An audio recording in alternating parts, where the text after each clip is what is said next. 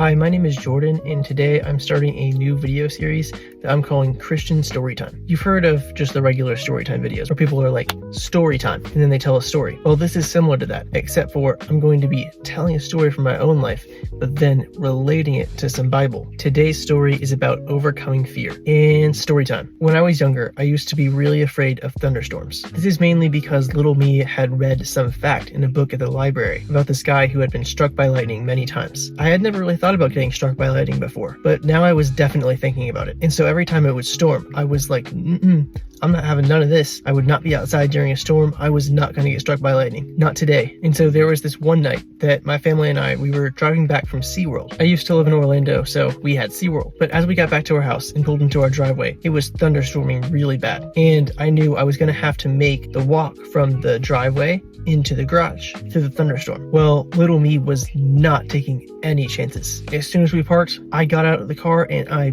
booked it into the garage. However, as one might find out, the garage floor gets a wee bit slippery when wet, and when running full speed, one might propel oneself to slipping so badly that they land on the back of their head. And so that's what happened to me. I don't really remember much else from that night. And I just remember that I was asking everyone the same questions, like, what time is it? Like, over and over again. And when I woke up the next morning, I did not really remember much else after the fall. When I look back, I see this story as a pretty good illustration of what running from our fears looks like. I thought running from the lightning would keep me safe, but by running from my fears, I ended up getting hurt in a way that wouldn't have happened if I would have just faced them. If I would have chosen to trust God and to not be afraid, I would have walked into the garage unharmed. But sometimes it's hard to hear the truth over the irrational fear that clouds our minds. It turns out my dad was yelling, don't run, because he knew it was slippery. But I did not hear him at all, because my mind had been set because of fear. I think in the same way, sometimes we miss whenever God is telling us to not run.